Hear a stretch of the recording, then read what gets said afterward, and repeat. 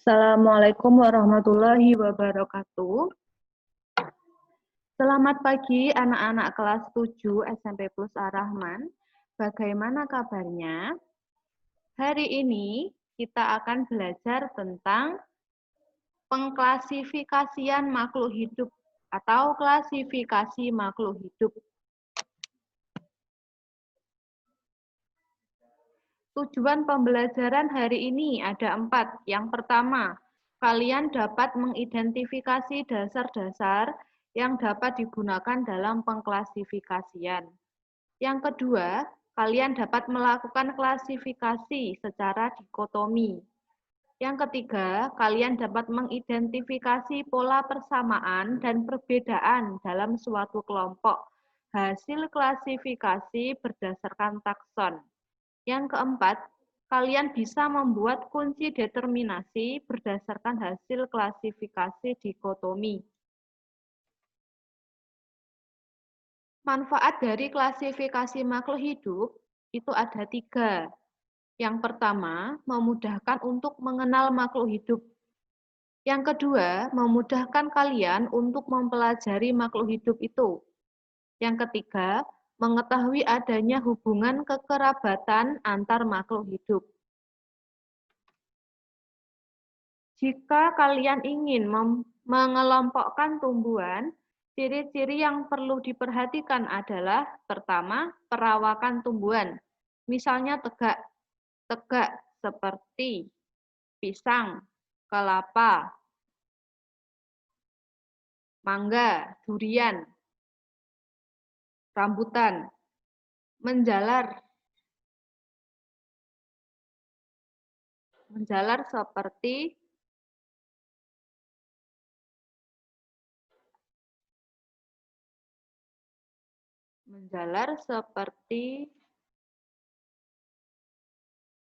kacang panjang atau merambat seperti ketela. Bentuk atau ukuran daun, misalnya bulat atau memanjang. Yang bulat ini contohnya seperti daunnya mangga atau memanjang seperti daun jagung. Daunnya tunggal atau majemuk, daun tunggal seperti daun mangga. Yang artinya dalam setiap tangkai hanya ada 1 daun saja. Atau daunnya majemuk, yang artinya dalam setiap tangkai ada beberapa daun, contohnya bunga mawar. Daunnya menyirip atau menjari, yang menyirip seperti daunnya mangga atau menjari seperti daunnya ketela pohon. Tepi daun halus atau bergerigi. Tepi daun halus seperti daunnya belimbing atau bergerigi seperti daunnya bunga mawar. Yang ketiga, letak bakal biji. Letak bijinya itu ada di dalam buah atau tidak ada di dalam buah. Contoh tumbuhan yang bijinya ada di dalam buah seperti mangga, durian, rambutan, pisang. Jika bijinya tidak dibungkus bakal buah, yang artinya setelah ada kulit biji langsung ke biji. Seperti melinjo. Kemudian jumlah keping biji, berkeping 1 atau berkeping 2. Jumlah keping biji ini bisa diketahui kalau kalian sudah pernah memegang biji. Contohnya biji rambutan. Kalau kalian membukanya dengan keras, itu nanti akan diketahui kalau keping biji rambutan itu ada 2. Lalu ini adalah ciri-ciri yang perlu diperhatikan jika mengelompokkan hewan. Yang pertama, anggota gerak. Apakah dia punya kaki 2, ataukah punya kaki 4, atau punya kaki banyak, atau bahkan tidak punya kaki.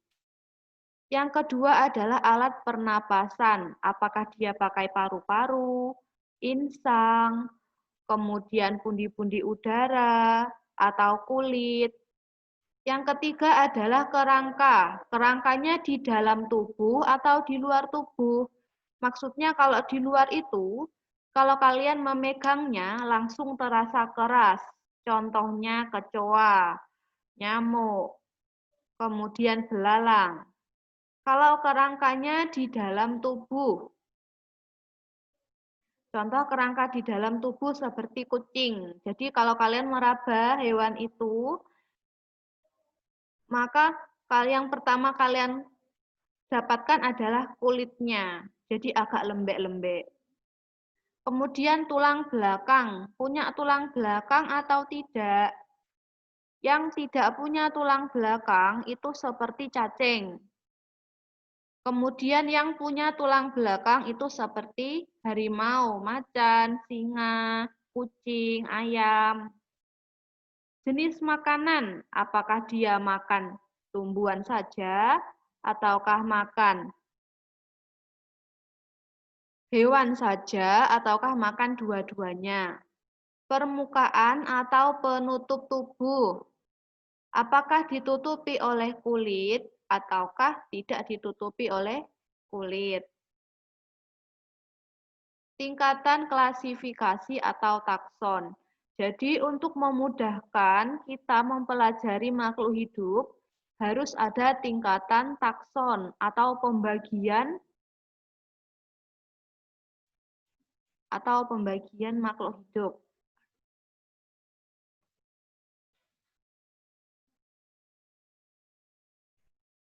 Atau pembagian klasifikasi dari makhluk hidup. Yang pertama, tingkatan klasifikasinya adalah kingdom atau kerajaan, kemudian filum atau divisi, klasis atau kelas, ordo atau bangsa, famili atau suku, genus atau marga, spesies atau jenis. Saya ulangi, tingkatan klasifikasi makhluk hidup dari yang paling besar adalah kingdom atau kerajaan. Yang kedua adalah filum atau divisi. Yang ketiga kelas, ordo, famili, genus, dan spesies. 7 tingkatan ini harus dihafalkan. Cara menghafalnya bisa membuat jembatan keledai. Jadi, bisa dengan menyingkat atau mengambil satu atau dua huruf di depan. Kemudian, ini adalah yang dimaksud dengan kategori spesies. Spesies itu jika bisa kawin dan menghasilkan keturunan. Maksudnya ada yang laki-laki dan ada yang perempuan. Jika yang laki-laki dan perempuan kawin, maka bisa menghasilkan anak atau keturunan. Berikut adalah metode penamaan ilmiah atau binomial nomenklatur. Penamaan ilmiah ini digunakan untuk menamai makhluk hidup. Jadi setiap jenis makhluk hidup punya nama sendiri-sendiri. Contohnya manusia. Nama ilmiahnya manusia adalah Homo sapiens.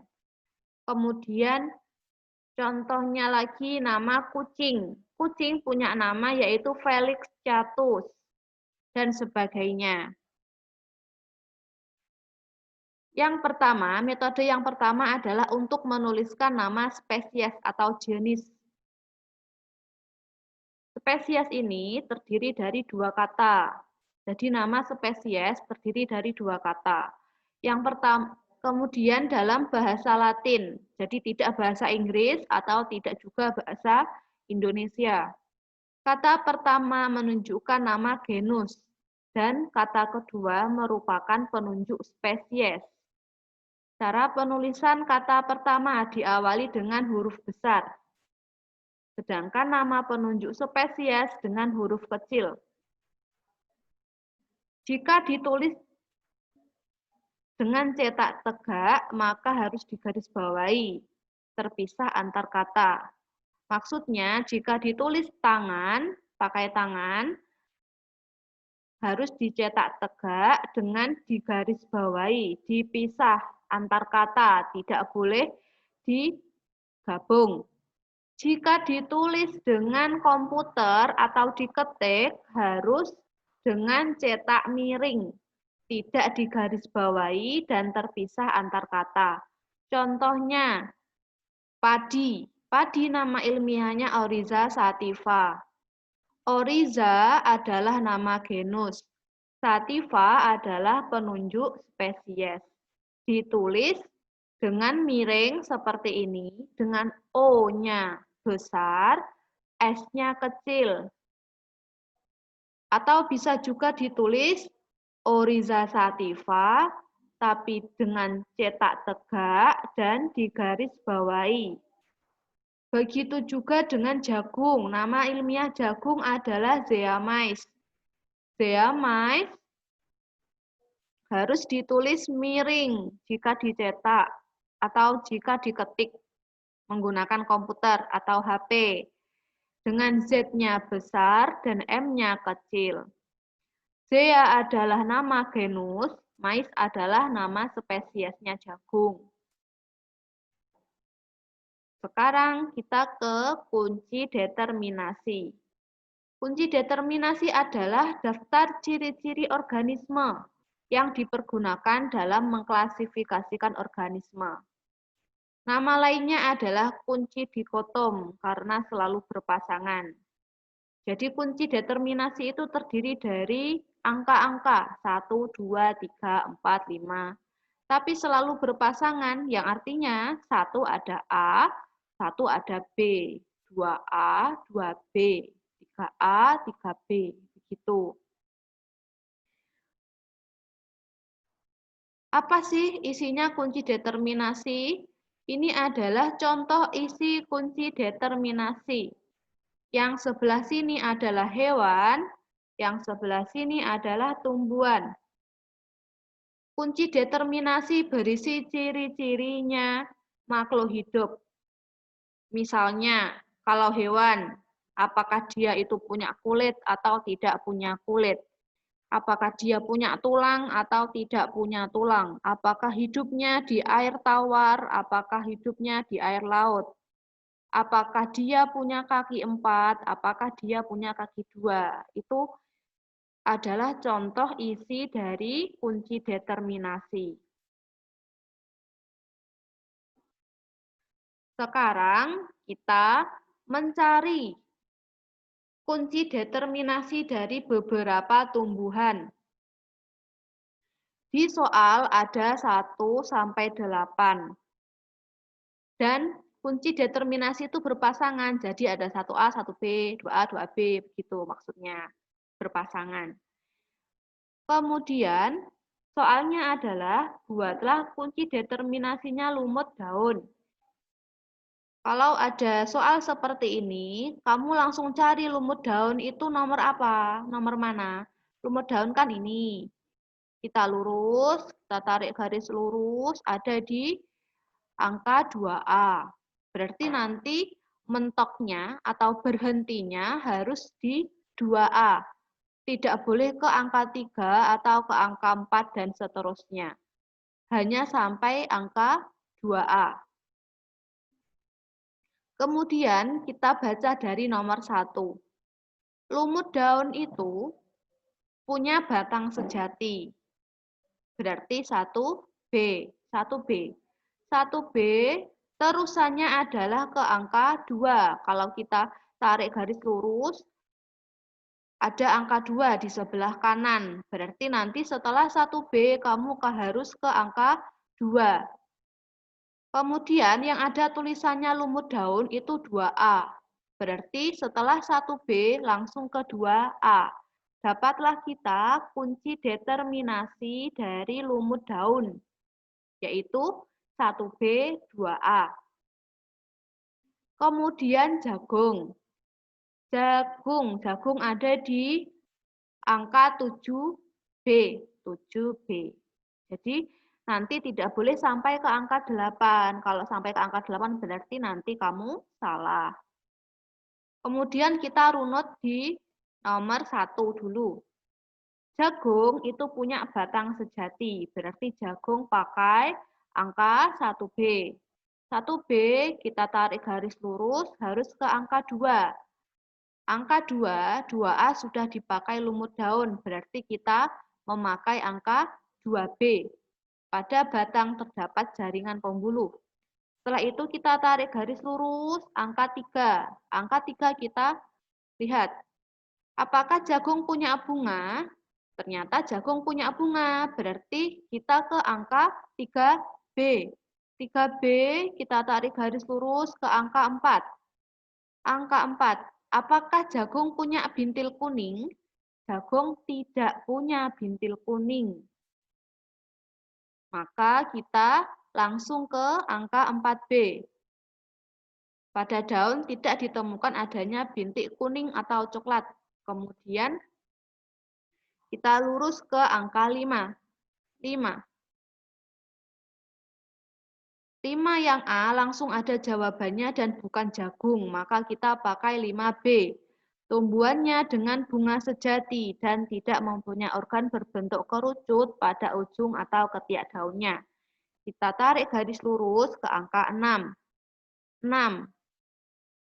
6A berakar serabut, 6B berakar tunggang. Jagung itu akarnya serabut karena monokotil. Maka kita pakai angka 6A. 6A kita tarik garis lurus ke angka 7. Maka didapatlah angka 7. Batangnya berongga enggak? Enggak. Maka kita ke angka 7B. Batang tidak berongga, dapatlah jagung. Jadi kunci determinasinya jagung adalah 1B, kemudian 2B, kemudian 3B, kemudian 4B, kemudian 5B, kemudian 6A, kemudian 7B. Begitu juga dengan terung, silakan dipelajari sendiri. Nah, ini adalah tugas kalian pada minggu ini. Yaitu, kalian harus membuat kunci determinasi seperti contohnya sebelumnya tadi. Pada tumbuhan, 5 tumbuhan ini, yaitu tumbuhan paku, gimnospermae, padi, kacang, dan lumut hati. Sekian pelajaran kita pada minggu ini. Semoga bermanfaat bagi kita semua. Selamat pagi. Assalamualaikum warahmatullahi wabarakatuh.